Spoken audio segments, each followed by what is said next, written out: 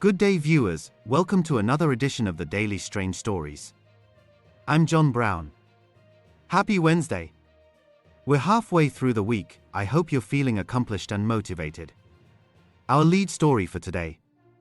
Magistrate orders Cat Matlala to languish in jail as General Mkhwanazi sues a Sullivan for 5 million rand. 18 celebrities on Cat Matlala and Katiso Molefe's death by shooting hit list shot, some of them survived, but others were ruthlessly killed. General Mkhwanazi appears before Madanga Commission, nails General Sibiya Mchunu. In the bustling courts of South Africa, a magistrate has just ordered controversial businessman Vusimuzi Cat Matlala to stay locked up in jail, denying his plea for bail as fresh details emerge about his deep ties to a web of serious crimes. At the same time, KwaZulu-Natal Police Commissioner Lieutenant General Nhlanhla Mkhwanazi is taking legal action against forensic investigator Paul Sullivan, suing him for 5 million rand over claims that have sparked heated debates about corruption in the police force. Adding to the drama, firearms connected to Matlala and his associate Katiso Molefe have now been traced to 18 separate cases of murder and attempted murder scattered across the country, raising questions about whether they were at the heart of what some are calling South Africa's most dangerous hit squad operation. And in a bold move, Mkhwanazi has appeared before the Madanga Commission, pointing fingers at high-ranking officials like suspended Deputy National Commissioner Sibiya and former Police Minister Serge Mchunu, exposing what he describes as a tangled network of interference and sabotage within the criminal justice system. This unfolding story begins in the Alexandra Magistrates Court, where Magistrate Syta Prinsloo has ruled that Matlala must remain behind bars. The decision comes after a high-profile bail hearing that has captured national attention, especially as it overlaps with Mkhwanazi's explosive testimony at the commission. Matlala, a 49-year-old figure known for his business dealings and connections to powerful people, faces charges including conspiracy to commit murder, 3 counts of attempted murder, and money laundering. These stem from a 2023 incident on the N1 highway near Sandton, where actress and socialite Tobejene was targeted in a shooting that left her friend with a severe spinal cord injury. The state argues that this case fits into a larger pattern of targeted attacks linked to Matlala's past relationship with Tobejene, highlighting concerns about threats to personal safety in high society circles. During the bail proceedings, prosecutors presented compelling evidence to show why Matlala is considered a flight risk and a potential danger if released. They pointed to his alleged access to a private jet, properties in Mauritius, and a fraudulent identity document from Eswatini found on his phone. Cell phone records reveal that Matlala crossed the Oshuk border point into Eswatini on foot 3 times, first departing on February 11, 2024, and returning the next day, then leaving again on April 19, 2024, with no official record of his return to South Africa. The state claims this document, bearing a different surname like Dlamini, was sent to him by his wife, Tsagane, who is also a co-accused in the case. Matlala's defense team, led by senior counsel advocate Lawrence Hodds, has strongly denied these claims, insisting that any evidence on his devices was planted by police to sabotage his bail application. He has also rejected owning a private jet or boat, accusing the investigating officer of providing false information under oath.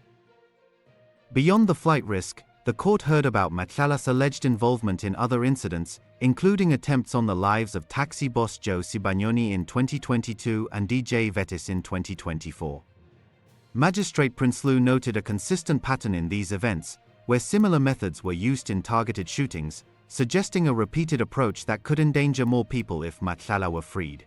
The pattern of allegations across 3 separate incidences, the Tobejene shooting, the Sibanyoni shooting, and the DJ Weti shooting, suggests a repeated modus operandi involving target violence. Even accepting that the applicant disputes the allegation, the gravity and the consistency of the state's version creates a substantial risk that his release would endanger the safety and the security of the complainants and the wider community. She emphasized that Matlala failed to prove any exceptional circumstances, such as pressing health issues like his chronic asthma and tonsillitis, or family responsibilities, that would justify his release. In the bail application brought in terms of Schedule 6 of the Criminal Procedure Act, the onus rests on the applicant to satisfy the court on a balance of probabilities that exceptional circumstances exist which, in the interests of justice, justify his release. Having evaluated the evidence, the court finds the applicant has failed to demonstrate that he does not pose a flight risk. The applicant has failed to dispel the risk of interference with state witnesses and obstruction of justice. The nature and seriousness of the offences demonstrate a clear danger to the safety of the community. The state's case viewed at this stage cannot be described as weak. The application for bail is accordingly refused. The case has been postponed to October 7th, leaving Matlala in custody as investigations continue.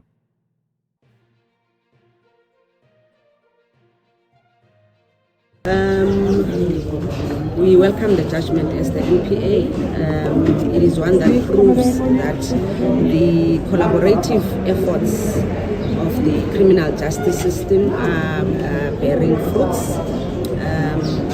We have provided an avalanche of evidence to substantiate our claims as the NPA in terms of convincing the court that the accused is not a suitable candidate to be released on bail. We have substantiated such allegations with evidential material, amongst them proving that he has an illegal ID from Eswatini and therefore is a flight risk. He has business interests abroad, and as well as the fact that he is a danger to society. And with every allegation that we brought before court, we were able to substantiate with evidence, though the burden was not on the state to convince the court, because you recall that in bail application processes, the evidentiary burden lies with the accused. He's the one who's supposed to convince the court on a balance of probabilities that indeed the interest of justice does permit his release on bail. For Matlala, it was even at a higher test because he had to prove the existence of exceptional circumstances that warrants his release on bail. So we are satisfied with the court's decision. Continue our work as the criminal justice system, working collaboratively with the South African Police Service, the Hawks. We'll also do our best to ensure that our witnesses are protected, because we have raised concerns about the safety of our witnesses as well in court. The interference, the likelihood that the accused, if he was released on bail, would have interfered with our witnesses. So as the interest of justice dictates, he must remain in custody until he's dealt with in accordance with the law. We cannot rule out the possibility that at a later stage we will then go back and investigate why do we have more than 13 cases withdrawn against Cat Matlala. We will go back to ask ourselves why was he not found guilty in some of these cases. I mean, you're talking about a 2006 cash and transit heist that he was found not guilty on. What makes this even more intriguing is the revelation about the firearms tied to Matlala and Molefe. South African Police Service spokesperson Brigadier Atsenda Mate announced outside the court that an AK-47 assault rifle and 2 pistols seized in connection with these men have been ballistically linked to 18 cases of murder and attempted murder, plus other serious offences. The AK-47 alone connects to several high-profile killings: the attempted murder of Joe Sibanyoni outside the Centurion Golf Estate on August 10, 2022, the murders of DJ Sumbody and his 2 bodyguards in Woodmead in November 2022, the killing of Don Tindleni on the N1 near the N17 off-ramp in March 2023, and the death of Armand Swart in April 2024, which investigators believe was a tragic case of mistaken identity. One of the pistols has been matched to the attempted murder of DJ Vetis, while the weapons overall tie into a broader array of crimes that span provinces. These links paint a picture of a sophisticated operation, with the firearms moving through criminal networks. For instance, the same AK-47 used in DJ Sumbody's case, where he and his bodyguards Sibusiso Mokoena and Sandile Myeza were gunned down in a barrage of bullets, also appeared in the Tindleni incident, where the victim was driving a BMW 5 Series before being fatally shot. DJ Vintos, real name Hector Buthelezi, met a similar fate outside a nightclub in Orlando East in March 2022, allegedly by suspects in a BMW X3. investigators have charged 3 alleged hitmen, Musagegana, Michael Puletau, and Floyd Mabusela, with Tindleni's murder, and they now face additional charges for the deaths of DJ Sumbody and DJ Vintos. Matse noted that the AK-47 from the Tobechene shooting remains missing, with police still searching for it, but the ballistic evidence has grown from 10 to 18 cases, underscoring the scale of this network. Matlala's connections extend further, including a 360 million rand contract awarded to him by the South African Police Service in 2024, which was later cancelled amid scrutiny. Mkhwanazi revealed in July that Matlala had funded political activities linked to suspended Police Minister Serge Mchunu, suggesting influence over police decisions. Another layer involves Brown Mukhotsi, who reportedly tried calling Matlala multiple times during Mkhwanazi's July press conference, while Matlala watched from his cell on a smuggled phone that was later seized. The state lacks direct evidence in the Tobechene case but relies on strong circumstantial links, such as a 200,000 rand deposit Matlala made into the account of Nthabise Ngzama, daughter of Tleko Floyd Mabusela, who is co-accused and believed to be involved in the hit attempt. Enter Serge Kabongi, a Congolese socialite who has been part of Johannesburg's entertainment scene for over a decade, often calling himself a blesser for his lavish lifestyle. Kabongi was with Tobechene just hours before the 2023 shooting, and allegations suggest he may have played a role by sharing her location or having prior knowledge. Tobechene's affidavit claims Kabongi informed Matlala about her suspicions regarding his involvement in the murder of whistleblower Babita Deokaran, potentially triggering the attack. Kabongi has denied this, stating he left the restaurant an hour before the incident, called police afterward, and took Tobechene to the hospital. He claims she urged him to go live on Instagram about the event, despite his concerns about drawing more danger. Look here, I'm going to just fix something that you just said. I'm not only close friend to Kate, I'm close friend to both of them too. Both of them, yeah. Yeah, most person I was spending most of them was Tebo. Actually what happened, I was for my meetings, a friend of mine who was with Tebo Tobechene. I'm not going to mention his name in this moment. I'm just going to keep it. Call me and then send me a message that I have a proof was on the 2023 on the 17th of October. I think it was around past 5. Who invited me to join them on the signature in Morningside Shopping Center. They were with Tebo. Okay, I was having a little bit of delay on my way to reach where they were. And then when he called me again, and then Tebo grabbed the phone from her, tell me how far are you? And then I said to her that I'm not far from where you guys are. And then I arrive where they were, the signature, we sit, we all chill, you know? Yeah. I think they were ordering food and the drinks. And then when we seated there, I think I spent more than 1 hour. And then I decided to leave to go to my house because I'm just 5 minutes away from there. You left them at the restaurant. Okay. When I was leaving, the friend who invited me say, since you are leaving, you're paying the bill, I'm going to leave with you, you drop me at the hotel. Okay. I said, no problem. And then I dropped at the hotel, I went to my house. So you left Tebogo with? I left Tebogo with another friend? With a couple of a friend of her. Okay. And then I went to my house. When I was seated, about 1 hour, I received a call from one of Tebogo's friends. Said to me, no, please, you need to come because they shoot Tebogo. And then I told them maybe I was dreaming when I heard the news because I was just with about an hour ago. And then how come she was being shot because I left her inside signature. Yeah. And then when I was asking for direction, when she was explaining to me, she said, when you come out to shopping center, you turn left, you pass the police station, you go down. There's a circle down. When you pass the circle, there's a garage. They see a car just take over them, start shooting from the back. And then I was very shocked. Okay. And then I call a friend who invited me to signature. I said, look, they shot the Tebogo. Can I pick you up one day? Yeah. I think it was delay. And then I rushed to the scene of crime. And we'll get to what happened when they also eventually got to the hospital.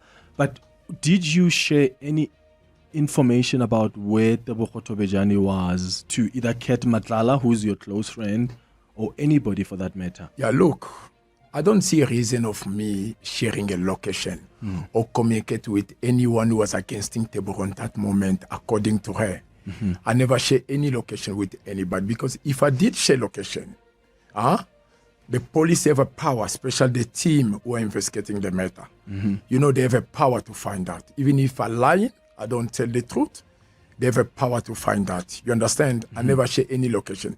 Teboro, she's just lying to everybody. He need attention to people. He's trying to involve me on the things that I don't know, that I was not even part of that. I was not even planning to anything just because I stopped talking to her. Why did you stop talking to her? Why do you think she would lie and, as you say, argue that you are one of the people that helped Cat Matlala try murder her? I'll give you a reason why. Number one, you must understand Teboro is under drugs. I'm not only the person that Teboro is accusing. He's accusing a lot of people. I have all the evidence of everyone that she's fighting about. She's fighting high-profile people. She been accusing on that day. Because when I arrived in the scene of crime when he was done there, she's the person who gave me a location to where to find her at the hospital. And then arrived there at the hospital. There was no police.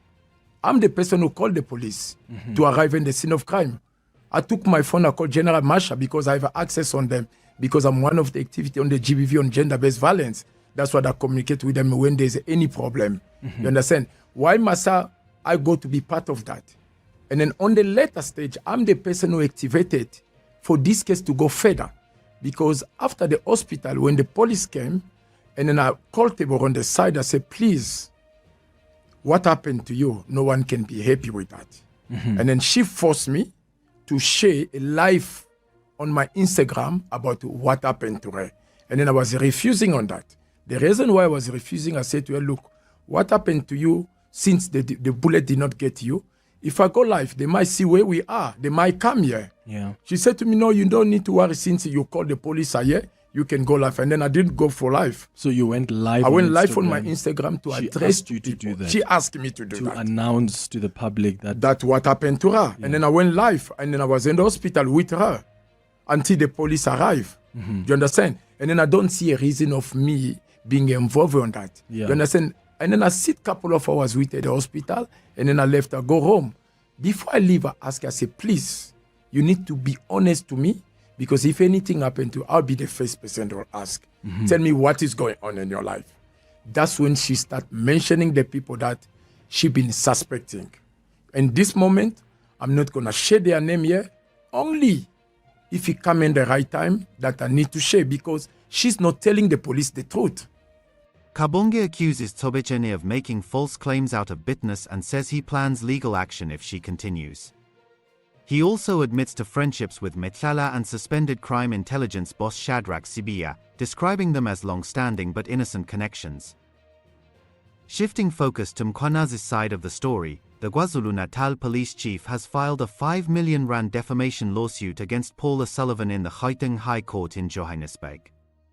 The suit stems from statements O'Sullivan made in media interviews between July 6 and August 7, where he accused Mkhwanazi of running illicit operations, implementing a shoot-to-kill policy leading to the deaths of innocent people, and being involved in the misuse of state funds.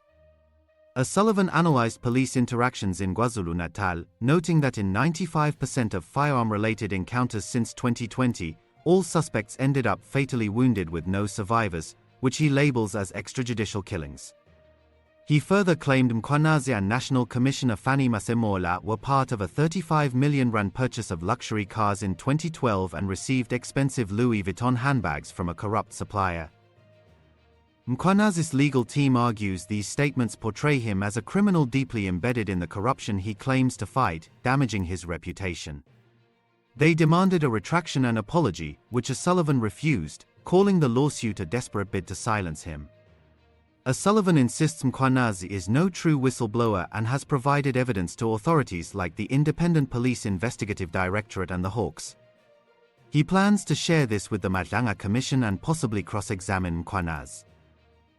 Speaking of the commission, Mkhwanazi has taken the stand as its first witness, warning that South Africa's criminal justice system faces a real risk of total collapse without urgent intervention. I must indicate, Commissioner, that this briefing which I made on the 6th of July, it is a product of the collective and collaborative efforts of various units within the South African Police Service. The majority of men and women in blue in this service who were responsible for, together with myself, in compiling this document.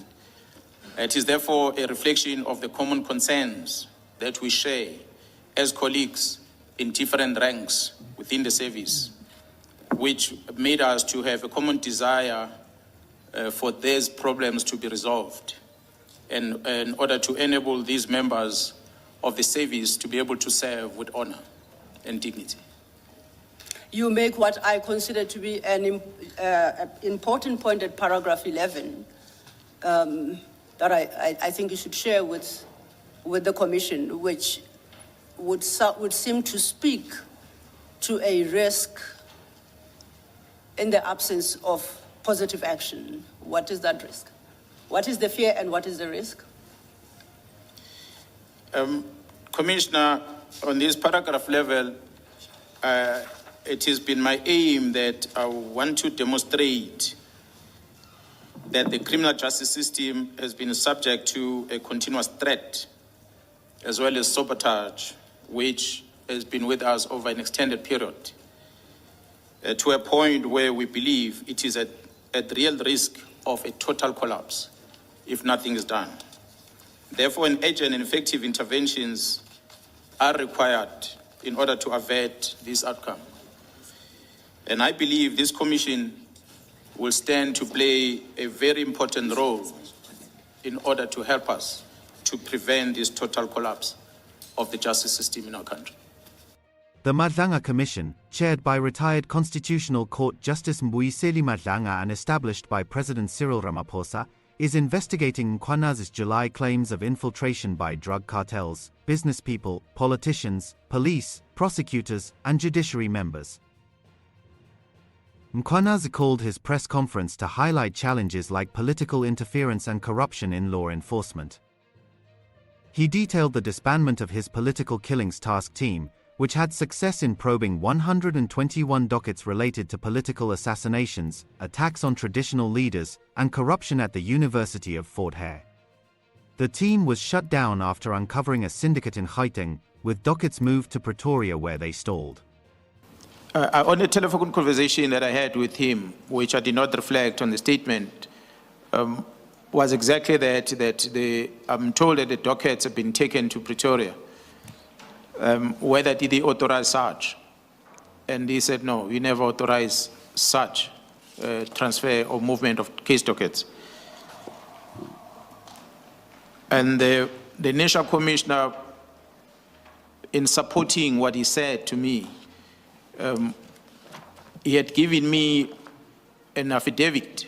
I've seen an affidavit that he wrote under oath, where he indicated that he never authorized Sibiya to take these dockets. And that was in June, I beg your pardon, in July. The affidavit was dated in July. And I also know that during the recent court process where Lieutenant General Sibiya had submitted an urgent application in court about his placement at home or leave of absence that he was challenging, and subsequent to that intention to suspend. That on the submission that was made by the National Commissioner to the court papers, he says the same thing that he had said to me, that he never authorized the dockets to be moved from KwaZulu-Natal to Pretoria. So if I understand you correctly, you learned from the affidavit deposed by the National Commissioner in that matter, and the National Commissioner subsequently confirmed to you directly, personally, that he never authorized the transfer of those dockets. The National Commissioner personally, he told me that he never authorized it, and then affidavit that followed confirmed the same thing.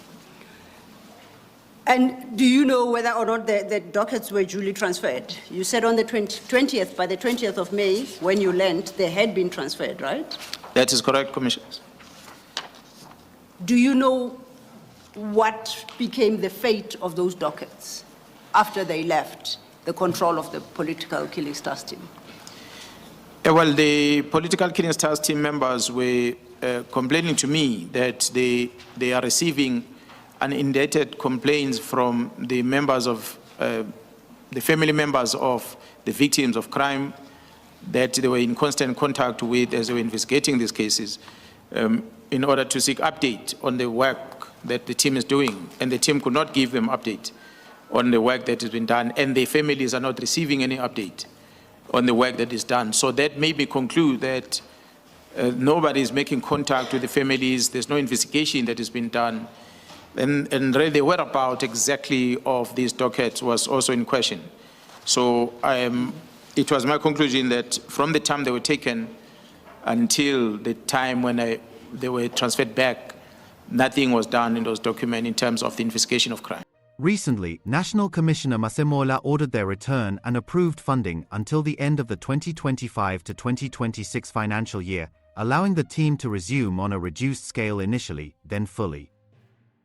Mkhwanazi implicated Sibiya, revealing that the suspended Deputy Commissioner had recommended continuing the task team's work and funding into 2025, even appointing Lieutenant General Khumalo as project leader. This comes amid Sibiya's suspension for allegedly undermining the team. Mkhwanazi also nailed Mchunu, accusing him of interfering in investigations and colluding with business people like Matlala to disband the unit. The Commission's evidence leader, Senior Counsel Advocate Terry Motau, outlined 3 phases. First, testimony from Mkhwanazi and others. Second, responses from implicated individuals. Third, recalls of key witnesses. Justice Madanga opened by stressing that a corrupted system spells doom for the rule of law, describing subversion as a cancer. Allegations made by Lieutenant General Nhlanhla Mkhwanazi on 6 July 2025 concern a grave subject matter, the subject of the alleged infiltration of or exertion of undue influence on the criminal justice system. If the allegations are proved to be true, that spells doom for South Africa's criminal justice system. A healthy criminal justice system is key to the rule of law and, in turn, to a functioning constitutional democracy. With a criminal justice system that is populated by malleable and corrupt functionaries, many criminals, especially those holding positions of influence, will rarely, if ever, answer for their criminal deeds.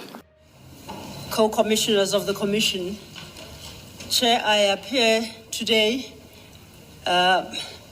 with my learned friend, Advocate Ufense Mutlatsedi. My name for the record is Mahlape Sello, and our job today is to present the evidence of General Mkhwanazi. Chair, with those introductory remarks, and I do take note of the fact that the Chair has already informed us of housekeeping issues. I think General Mkhwanazi is ready to commence with his testimony, and for that purpose, may I request that he be duly sworn in.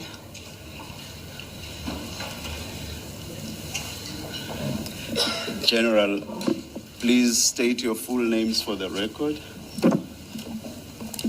My name is Nhlanhla Sibusiso Mokoena. Do you swear that the evidence you are going to give will be the truth, the whole truth, and nothing but the truth? If so, please raise your right hand and say, "So help me God." So help me God. Thank you, General. Thank you, Chair. Motau emphasized impartiality, noting the Commission approaches allegations with an open mind, testing them against evidence.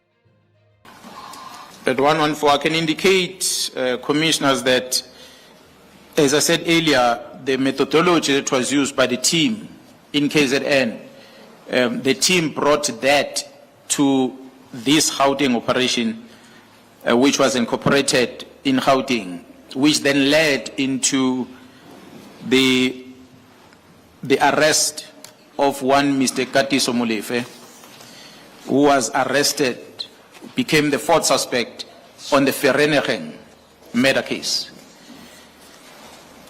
And that also included the execution of a search and seizure warrant at the property of another individual, Mr. Vusimuzi Cat Matlala.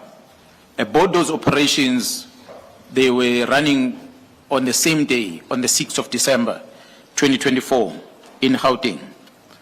Commissioner, I disagree with the assessment of the Minister in this regard. I have displayed earlier today, also in the statement, previous pages, the work that the team have done, the success rate, the performance that influence the extra work to be given to the team, which will include the work in Eastern Cape as well as traditional leadership. So for a minister to reach this conclusion, was because the minister has not received a formal briefing on the work that this team is doing. So to me, it was a wrong conclusion that the minister has reached, which is why it became a matter of concern. These elements weave a narrative of power, betrayal, and systemic threats. Matlala's jail stay, Mkhwanazi's lawsuit and testimony, and firearm links form a puzzle of crime and corruption. As the commission proceeds, more truths may emerge, potentially reshaping South Africa's justice landscape. Now, how do you think the Madanga Commission should handle implicating top officials like Sibiya and Mchunu to restore public trust? Drop your thoughts in the comments below. Thanks for watching this news bulletin. Please share your opinion in the comments section. We would be glad to read and respond to your comments. Let's meet again tomorrow in our next strange story. I hope you have a wonderful Thursday.